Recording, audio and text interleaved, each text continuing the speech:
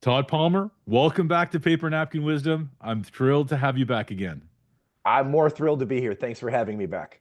So this is fun. We were making a joke about John Hamm getting his golden jacket on Saturday Night Live, and you were asking about yours, but you don't need one because you're channeling spring right now. Look at you, There you go. you're like a ray of sunshine. Well, I'm blessed. I got to spend some time recently in Mexico and in Texas where the sun shines as compared to Detroit, which sun doesn't always shine here.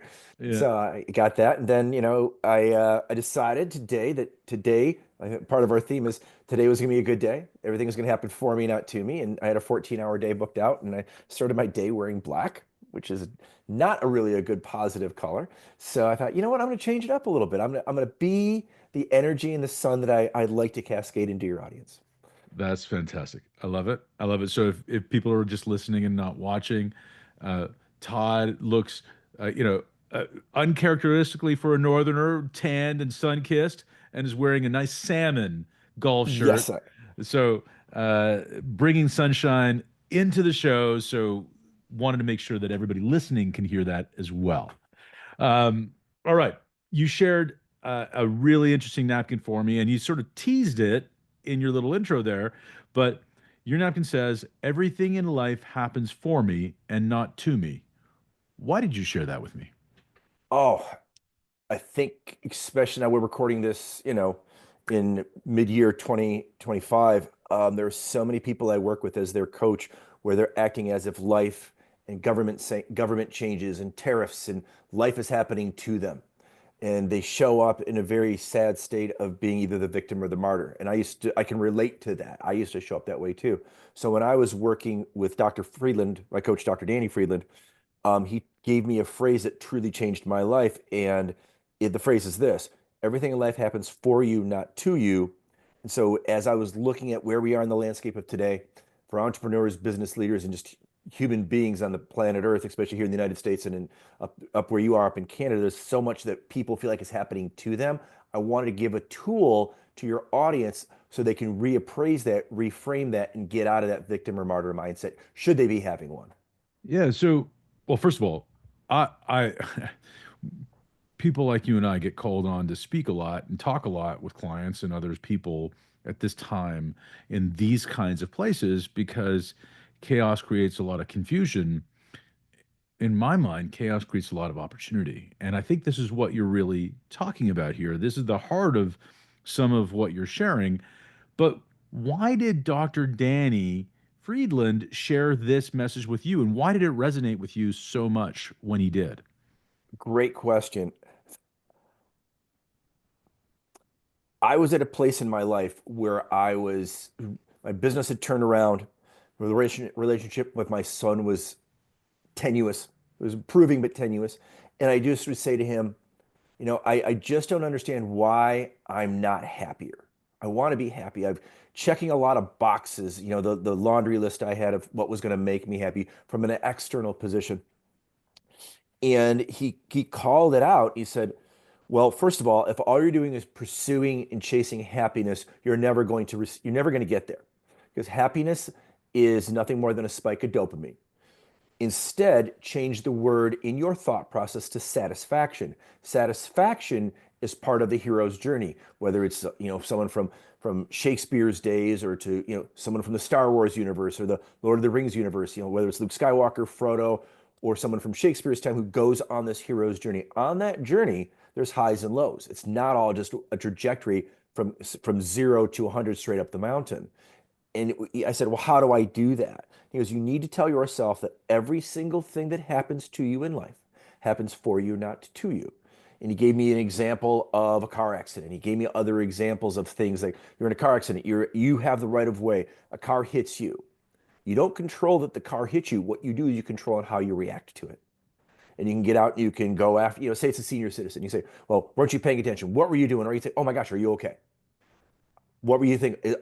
Check with them. You can go from an aggressive position to a compassionate position and several other categories in between. But what that does is it puts you back in the position of feeling powerful. It puts you back into the position of not being a victim or a martyr to the circumstances. And then for me, what that does is anything that happens, whether I had this happen a couple weeks ago. My flight was delayed not one time, but 5 times as I'm leaving for my honeymoon. My wife and I sat in the Delta Club and decided to start our honeymoon there versus when we arrived in Mexico.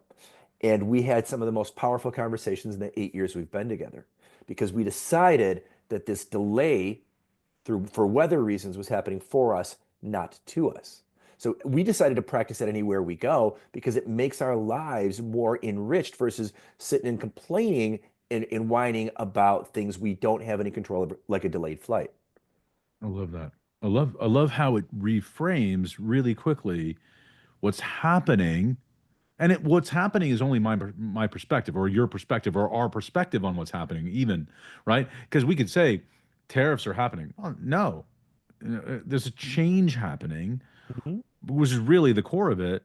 And what do we do about it? What do we do next? And it gives us the ability to consider our actions, our perspective, doesn't it? Right.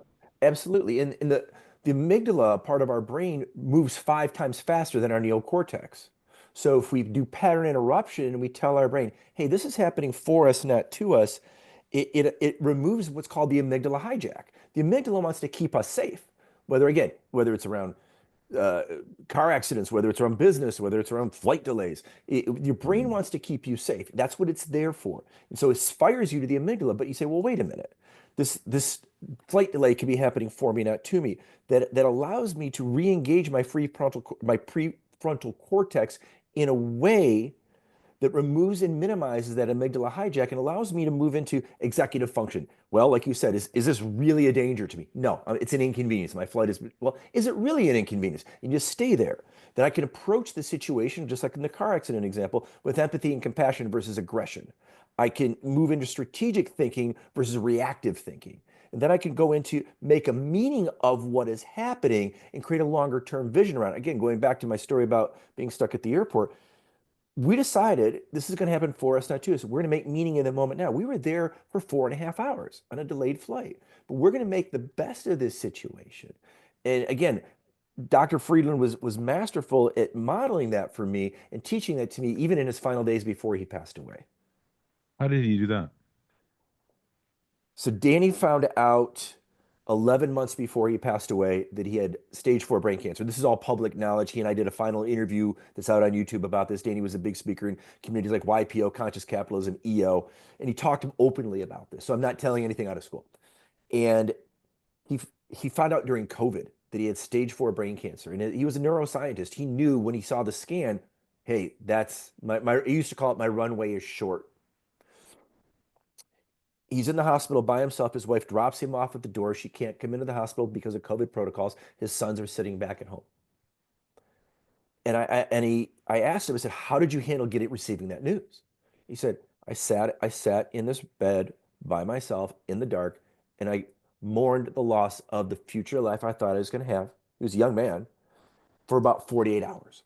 And this is what he shared with me. He goes, then you popped into my head. And all the years I've been telling you, everything happens for you, not to you. And I decided that cancer was going to happen for me, not to me. Over the next 11 months of his life, he put out over 180 pieces of content to teach people how to die. He folded in his boys. He folded in his wife. He folded in people like me to come and be interviewed and communicate and talk and put it out there. He put all of his conscious capitalism relationships. So I always say to my clients, no matter how bad of a day you're having, if someone can decide that stage 4 cancer that is shortening their life is happening for them, not to them, we can overcome anything. There's so much power in what you just shared, and I don't want to skip over any of it because you just dropped a lot.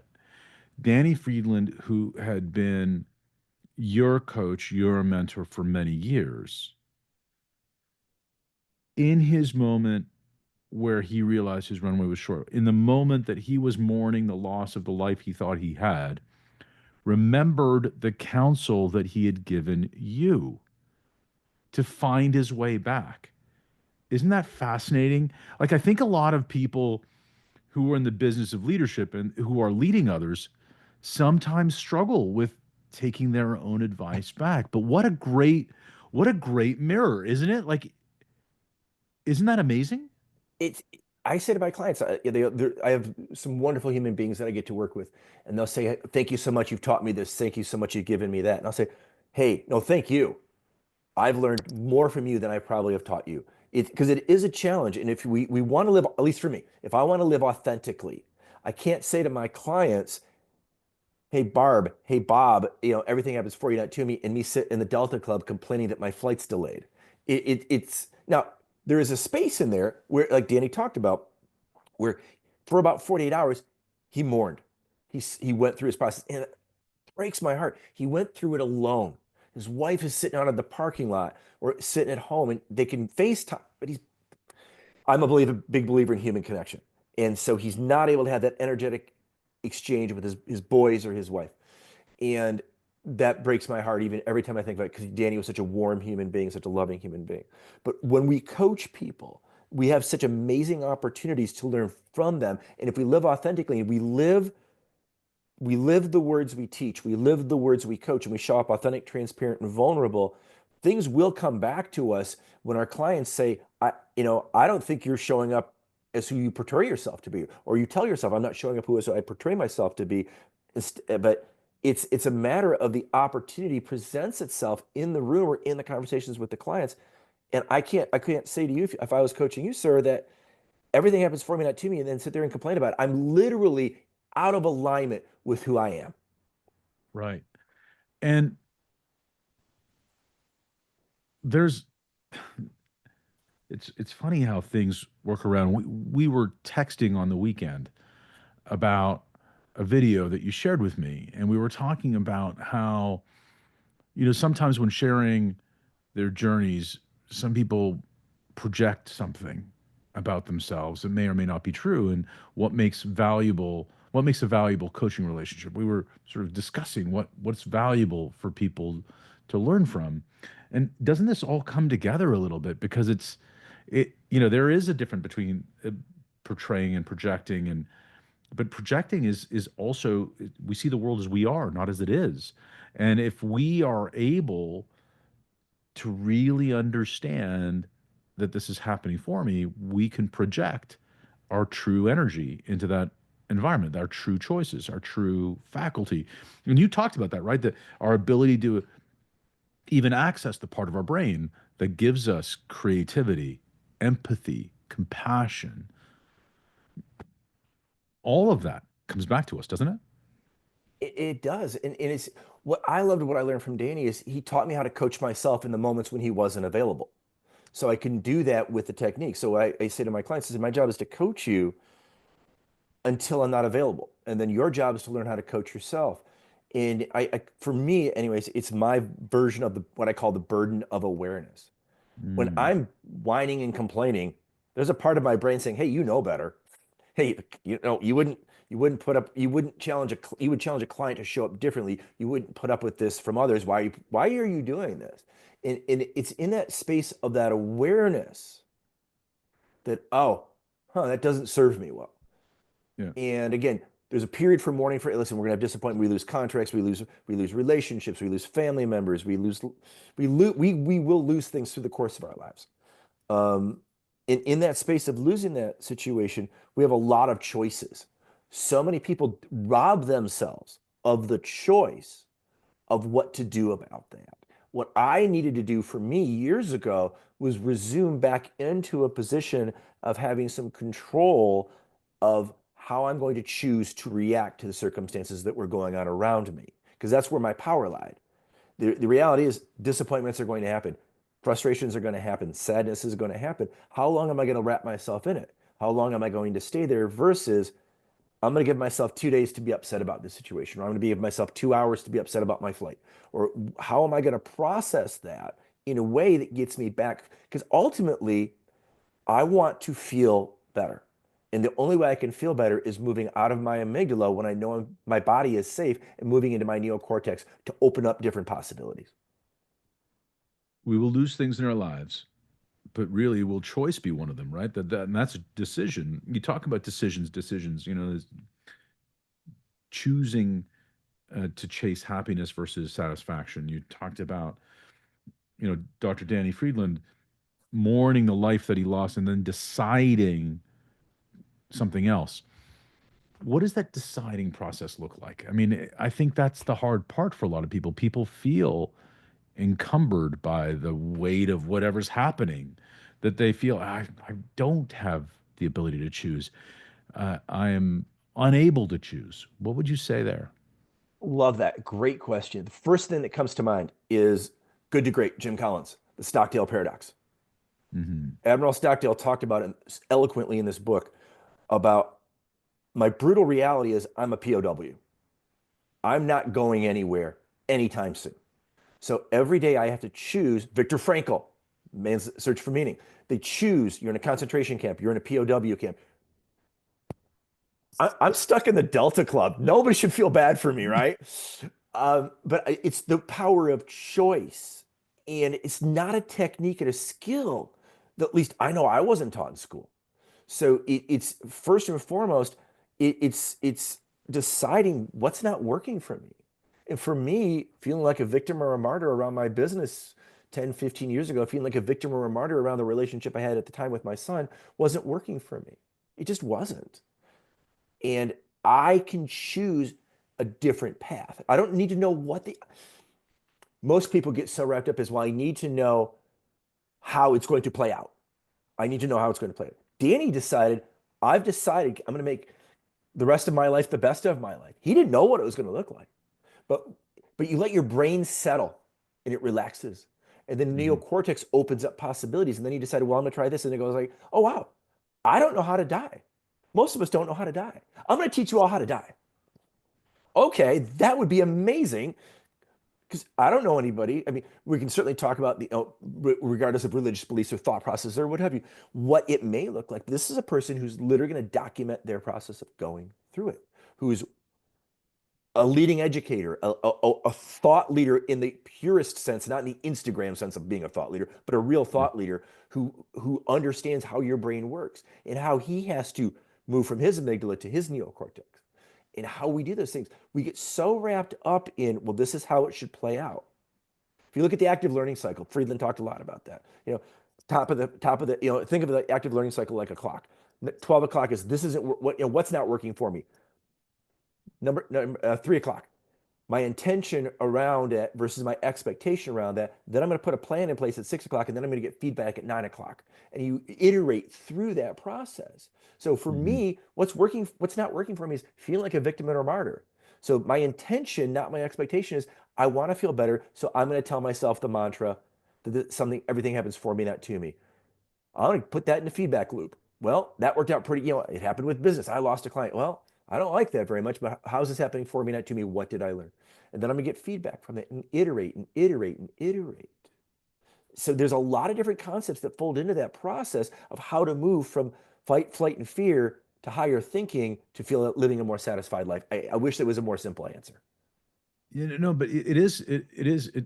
I think that's a really interesting set of steps. Like sort of noticing where you are, noticing the decision that you're really about to make, shifting from intention, to intention from expectation, planning, getting feedback, and then seeing where you're at and repeating the Yeah. process. Right? It's not. I, where have you noticed for yourself that you got stuck in that, where you couldn't get past noticed? I think a lot of people, I think, forget that, and you said it real quickly, that they need to know how it's going to turn out before they take the first step. But doesn't faith have a role in this? Like, taking the first step without knowing where you're going is a big part of it. Just take that step. It is faith. Again, you can plug in lots of different definitions of faith. For me, it's a matter of I just give up as best I can the need to be right and the need to know the way it's going to go. Instead, Mm. I say, like, I recently spoke at an event and there was a lot of technical difficulties, a lot of them. Things weren't working and what have you. And I just decided that I'm going to speak from essence and I'm going to give the room my very best. And the room will give me what I need. I'm going to give up that feeling and the myth of being in control because we have that myth of being in control. What is it? What does Mike Tyson say? Everybody's got a plan until you get punched in the mouth. Hmm. It giving up that feeling of control. Now, at the very base of our existence as human beings, we really only want to feel two things.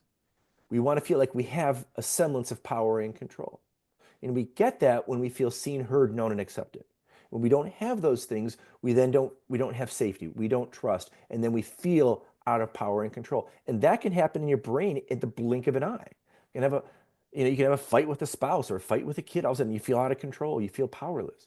It's reminding us. It's the for me. I guess the biggest pivot was to come up with the remembrance that if I root myself in massive curiosity around why this is happening for me, not to me, it slows my thinking down. It's that amygdala hijacking interruption. I got to interrupt it or it's going to run its course. And I've known people, it can run its course for literally years on people. Yeah. Yeah. I mean, I'm sure I've lost more time than I care to mention about it. So here's the other part I think that people get caught up on. And I want you to share what you think about this. When people say stuff like everything in life happens for me and not to me, everybody thinks, oh, that means it's all sunshine and lollipops.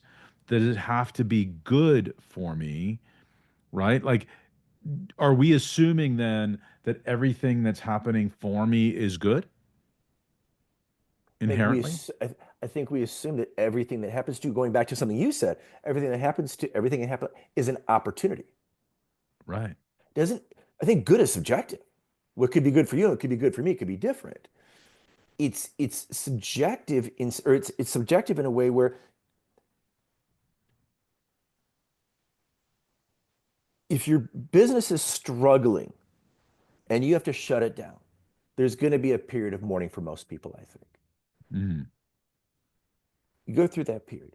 But how does shutting down this business happen for me, not to me? How does that work? Because if you tell yourself, like I would tell myself, I call it the itty bitty shitty committee. When I was losing my company back in '06, I was really good at being the victim to all things, and the bank was the evil doer, and my clients were the evil doers, and I was really good at building my list of enemies, but I had no power in that. The reality is, I picked the clients, I picked the bank, and I picked the employees. So who's really responsible for this? It's me. Now, that's not something I came to quickly. So I don't want to portray like, oh, I just woke up one day and I decided to. No, it took a while. And we also, we get reinforcement through childhood. Neural pathways get grooved into our brain of these things and from the messages from parents and schools and social media and what have you. The reality is anything can happen for you, not to you. So let me step back for a second. Just because I say something happened for me, not to me, doesn't mean it's not painful. I mean, Danny literally told me he wept when he realized his runway was short. I was curled up on a ball and I was in pain, sobbing. That's real. The technique doesn't eliminate that pain. I remember I said to him one time I was in a previous marriage and I'm like, I just don't want to hurt. So I don't think I should try very hard. He's like, you're going to hurt anyways. If you don't leave it all on the field, how are you going to feel? He would talk to me in sports analogies a lot. And I mhm, said, well, I'm going to feel like I didn't give it my very best. He's like, you will feel better if you remind yourself you gave it your very best, even if it doesn't work out. Because what you won't live with is the pain of regret.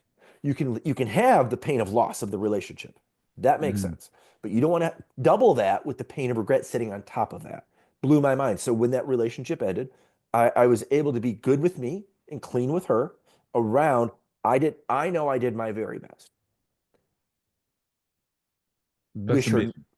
so like, but people think it's going to remove the pain. It's not going to. It doesn't work So- that way. No, so the pain's going to come anyway. And this is what I was trying to get at before when I asked you, everything in life happens for me and not to me. Does it mean does it have to be good? And the answer is no. It doesn't mean that it's good or bad, or it doesn't mean that it means anything. It's just an opportunity. It's It an just is. opportunity to make a choice. So when we say that we want to control things, isn't it a choice to decide that we can try to control an outcome, or we can try to control an action? And there's only one thing that we actually have control over: the action we take. Right? So I see what you're saying. There is before the action, at least for me, I'm not saying you're wrong. Before I take an action, I have to get into a position of awareness that I have a power to make a different choice, which creates a different action for me. Yeah, what I mean is, yes, there's a process to get there, Yes. right? However, absolutely, you cannot control an outcome. Outcomes are You can beyond our only control. control your reaction to it. Exactly. That is true. That, in my experience, that is true. So we're talking about this from a leadership perspective, and we're Mhm. talking about how we feel, right? How we feel about it, how these things are happening to us, and or sorry, not to us, but for us, and understanding how to shift, noticing that, moving to intention from expectation, creating a plan, getting some feedback, and then going through that loop again. How do we support our teams to do this? Because I think as leaders, we have to do this for ourselves. We have to shift the perspective for ourselves, but we also need to lead our teams through that. How do we I do think that? I think you lead from the front. It, Okay. I used to talk to my team extensively about how things were happening for us, not to us as a company. As a recruiting firm, my old business was a company named Diversified Industrial Staffing. And we were nothing more than matchmakers. We were the match.com of the staffing world. I took a candidate, matched it with a client, and then we got paid. Money fell to the bottom. There's so much in that process of trying to get somebody who's maybe looking for a job to work for a company who might want to hire them. We are so much beyond our control. We couldn't control. So what could we? That's the result. We would getting paid as a result KPI. We booked revenue. What we doubled down as what activity KPIs can we control? We're in the middle of the recession here in Detroit in 0809. Nobody's hiring. Unemployment went from 4% to 14%. The one category as a business you don't need is a recruiter. There's plenty of bodies on the street. Well, that was the business I was in. And we had enough business, thankfully, because we had diversified just enough to keep our head above water. So I had a very skeleton staff. And so instead of measuring just the revenue or the placements or the billed hours, we started measuring what were the daily activities everybody did at their desk, because that's Mm. what we could control. So we used to literally have a failure of the day campaign. How many no's can you get? Not how many yeses can you get? And we would sit there and I would sit with the team in the bullpen and I would lead by example. So I would call up and say, hey, I know you're not hiring, but but when you do hire, what are you going to hire for? That it took us about 2 weeks to figure out that language because we just had to slog through it. So Jeremy's talking and Lisa's talking and I'm talking, and we would meet like at lunch and we meet at the end of the day just to kind of like commiserate because nobody was buying. And we started hearing the same pattern over and over again that when we get out of this economic situation, and we will, we're going to be hiring for this type of candidate. It was called a Mazak Mazatrol CNC programmer, a very specialized skill set. So I thought, okay, that's what the marketplace is going to be looking for in 6 to 12 months. Great. On the other side of my business, I had Carrie and Becky and other people who were my candidate people. I said, all right, the market's going to be looking for this person. Go build an inventory. Go build an inventory. Then I thought, okay, how is this happening for me, not to me? Okay, I've got an inventory. I'm going to start marketing it back to the potential buyer so we become top of mind and first in line when they need that person. All of a sudden, the phone starts ringing. Oh my gosh, your guy's exactly what we're going to be looking for. I got approval from ownership to make a hire during a hiring freeze because these people are impossible to find. I have no idea if the client was ever looking for them, but we were looking for them and we were stockpiling them, the inventory. That was huge in turning this business around because I had the inventory. I was able to grab a hold of the supply chain. I got the inventory that you're going to need one day, and we just marketed it back. Versus, Yeah. well, there's no jobs. Okay, well, we'll just sit around and wait for the phone to ring. And that speaks back to your point earlier on to giving up the need to be right and replacing it with a deep curiosity for what's really happening Right, and asking the questions and holding space for the answer and being, if you're genuinely curious about what's going on for somebody, they'll tell you. If you're curious because you want to sell them, they know, right. right? But if you're curious because you're curious and you're asking great questions, you give up the need to be right and adopt a more curious mindset. You're going to get some real information, right? It's people, I think by and large, people want to tell you the truth, but they don't want to be sold. And, it's so many people. I certainly would put myself in this category for many, many years. I would die on the hill of being right versus being happy. The reality is Johari window 101. There's that fourth quartile in the Johari window where there's a part of you that I don't know. There's also a part of you you don't know. So if I believe that, actually, for me, what I did is I just believe that quartile was the crux of everything. It's the crux of everything. So there's always a part of me I'm not going to know. There's always a part of me you're not going to know. What by ipso facto, I can't know everything because I have a hidden part to me, and I am me, and I have a hidden part to you. Now you can have a part of me that shows up that I'm aware that you can put some spotlight on. But if I embrace that, that removes the pressure to always be right. It removes the pressure for me to defend myself and to invalidate you when you call me out on something. So it Mhm. actually gives me more satisfying life because I don't have to be right all the time. Because in the reality is there's always a part of the circumstance, there's always a part of the dynamic between me and another person that I don't know about. And this goes back to your point that Dr. Danny Friedland gave you about chasing happiness is impossible and replacing it with satisfaction. Satisfaction is a worthy, a worthy goal. It's the hero's journey. Every journey is a journey of satisfaction. When you get enough, when you get enough money, you get enough toys, you get enough things, and you still feel empty, like most people I run into, it's like, well, so what's really the issue then? Well, the issue typically, at least in my experience, is we're trying to fill in an internal emptiness with an external feed. And that external Mm, feed will you typically go through us like a sieve and end up behind us because it doesn't collect, because the emptiness is so vast. right. So when we go back to this, everything in life happens for me and not to me, and we talk about bringing our team through that process and modeling it, you also said that you did something physical today to change your state, Mhm. right? You were wearing, well, like me, you were wearing black clothing and you shifted it into the salmon clothing. Does that play a role? Like changing your state, does that play a role into this? For me, it does. It's the power of the uniform. If you're going to go out, I said this to my son the other day. He was like, "Yeah, I came home and I was really in a crappy mood." I said, "Did you change your shirt?" He's like, "Why would I do that?" I said, "Because you're in your work uniform. When you come home, put on your husband uniform." He's like, "Oh." So yeah, it's literally it's that physical experience of removing one garment and putting another garment on. When I go play baseball, I put on a baseball uniform. I don't play baseball in a suit. It's the body. We have roles. When we go to, back in the day when my staff would come to work, everybody had to wear a collared shirt, Mhm. except for Fridays. Fridays you got to wear a t-shirt. It's like this is how you show up.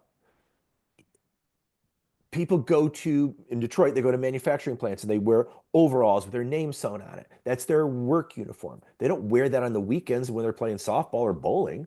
That this is their uniform. No, what they do is they wear a softball uniform.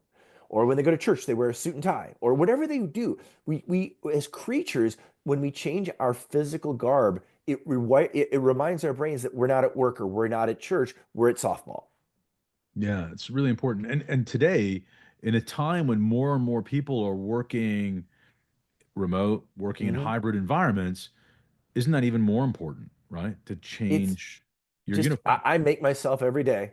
I literally work from home 99% of the time. I come home or I come down in my office and I wear something with, something professional, for the environment. I'll wear a collared shirt or whatever. Um, and it just sets my mindset for the day that I'm in work mode. It also sends a message to my family like, hey, I'm in work mode. So no, I'm not going to take out the garbage right now. I'm in work mode. I'll take out the garbage tonight. Or, hey, no, I can't go do this or this right now because I'm in work mode. I have to announce to them like, hey, I'm on a 3 hour break. If you need anything, I'm available to you. And yes, I'm in my work clothes, but I'll still do it. Right. So what what do you notice? Let's start with you. What did you notice shifted when you followed Danny Friedland's pathway, right? Around things happening for you versus to you. My relationship with the world got a whole lot calmer. My Calmer. relationship, I can be very intense and I can be very impatient. I used to have this phrase when I ran Diversified. It's like, you know, I need it done today. Yesterday would have been better and tomorrow is too late. So it transferred a lot of stress and pressure to my team. Mm, And it was the immediacy, the race against the clock. Um, in the recruiting world, we always would say that we're always against a race against the clock because the candidate's only on the market for so long. The company's only going to have an opening for so long. And it's our job to match that have a sense of urgency that exceeds their timelines so that we're ahead of the pack versus being laissez-faire. Well, that's okay, I guess okay in the work world, but I would bring that to my home. And it was bigger, faster, more now. Well, that's intense and that's not sustainable. It's like fuel. Danny used to talk about fuel. What it happens for me, not to me, it is a clean burning gasoline to get me from Los Angeles to New York. The way I was operating was on nitrous, a funny car fuel that would get me from downtown Los Angeles out to Compton and no further. It was intense and it was awesome. Then it burns out. And so I felt for me at one point in my career, I was going to burn out. And that wasn't sustainable for my life. I knew it was going to take a toll on my physical part, my mental part, and my relationships. And that wasn't acceptable to me. yeah, and the other problem with nitrous is you can blow out the engine, and that's a bigger problem, right? Exactly. And So uh, that's interesting. So when you share this with clients, right? When you share this in your work, and I know it's a big part of how you work. It's a version of this I think is woven into our conversations that we've had so far. So I know it's a big part of you, and I know Danny Freeland's a big part of you. So what do you see shift for other people when they do this? wow. First thing that comes to mind with clients is they it's an unburdening to the shackles of the past thinking. They've never considered, oh wow, so losing a client can happen for me, not to me. Having a fight with my spouse can happen for me, not to me. I can use the active learning cycle and I can reappraise this and I can approach it differently. I can do a mantra to stop. I think so many high performers in my experience are somewhere in their lives, whether childhood or adulthood, they've learned that the harder they are on themselves, sometimes the least kind they are to themselves and others will allow them to perform better. Mm, And they will die trying. And as I found as I've gotten older, I just don't have the energy for that anymore. I have a client who's under the age of 30, and I just taught her this is happening for me, not to me. And the look of relief on her face was measurable. She looked, 5 years younger. I'm like, how did that land with you? And I just get curious. She's like, told a story. Well, my dad told me this, and this is how you behave as an entrepreneur, and these are what you do. I'm like, whoa, that's a way to do it. It's a way to do it. You've been doing that since you started your business. How is that working for you? She goes, it's not. It doesn't work. And it's impacting relationships with my family, my fiance, but it's also impacting my relationship and how I see myself. She says, I don't like it when I show up that way. So that's important to pay attention to. right. I love this unburdening, and I love that lightening that you're. And isn't it true that when we embrace this kind of a philosophy, we also embrace the fact that you know the future isn't laid out in front of us. It's not done yet, right? No. And this one decision doesn't mean 40 more. It just means one.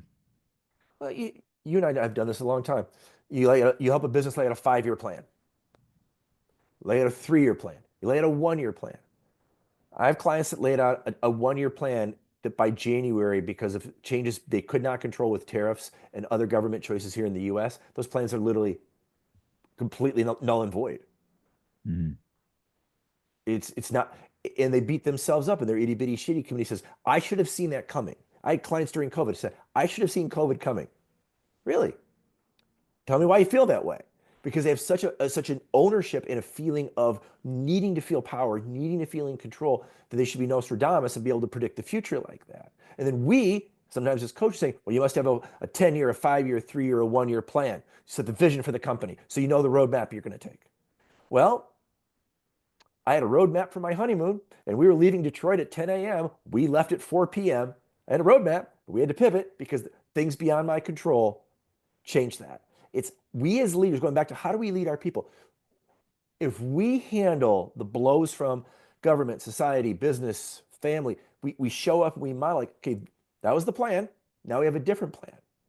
See, Mhm. I saw 100 years ago, I saw Colin Powell speak, and he talked in entrepreneur. It was in an entrepreneurship event, and he talked about how we act as entrepreneurs. And he was so funny because you all act like you're making life and death decisions.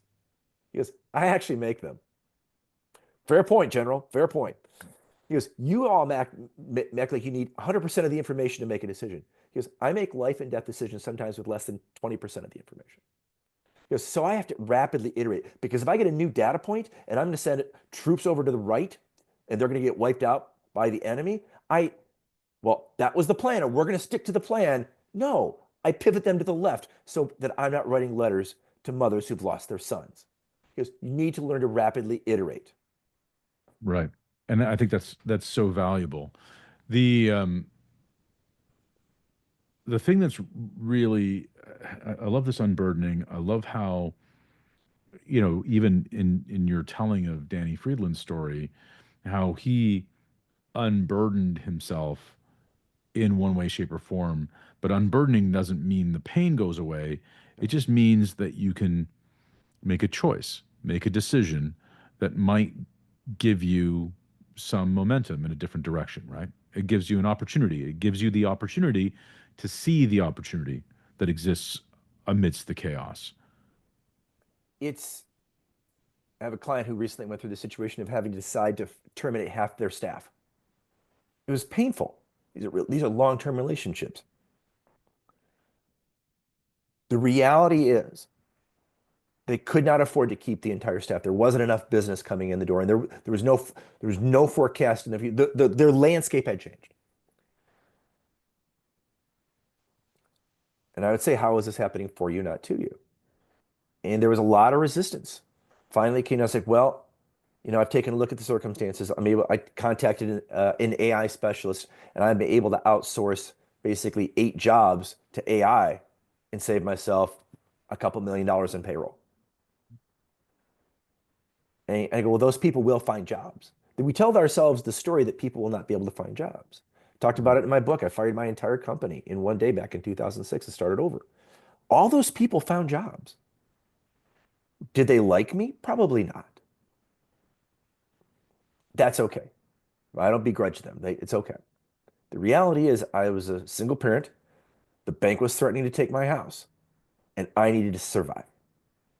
And Mhm. sometimes we have to make different decisions. Fast forward now, because of all that ick in 2006 to 2010 that I, one, put upon myself, two, worked my way through. Now I get the blessing of coaching a lot of different people from an experiential standpoint during chaos and crisis of current times. Right. And, you know, by the way, there's chaos and crisis right now. There's totally chaos and crisis right now. And if we really look back at it, though, there's always some version of chaos and crisis, Oh, for sure. right? So, um, I think there's so much there. I want to end in a slightly different way today than we've done before, but certainly we've done this too. As you know, John Ruhlin passed away 6 months ago, and when he passed away, we started the tradition of ending every podcast with his inspired theme of what you appreciate appreciates, and putting some gratitude into the world to perpetuate his legacy. Where would you like to share some gratitude? Who would you like to appreciate today? Oh, gosh. Love that. Um, I just, I'm so lucky and blessed. I have such an appreciation and gratefulness to my wife, Jennifer, our daughter, Etta, my son, Tyler, for the guilt-free freedom they give me to go out and live my best life and serving my clients and traveling and going out into the world. And the sense of acceptance versus, I hear this from a lot of people who travel a lot. It's like, oh, you're gone again, you're gone again. That shame and guilt that gets woven into those relationships. They realized and they've supported me when I'm living my best life. It allows me to be the best husband and father for them. And that's ultimately, those are the memories I'm going to leave this earth with. And I'm certainly, I mean, I could go on for gratitude and appreciation for hours. In fact, I'm still on my EO forum, and every month we have a 5 minute section of gratitudes and appreciations to express. So I'm all in with the John Ruhlin process. Fantastic. Thanks, Todd. I know I'll see you again. Yeah, I hope so. All right.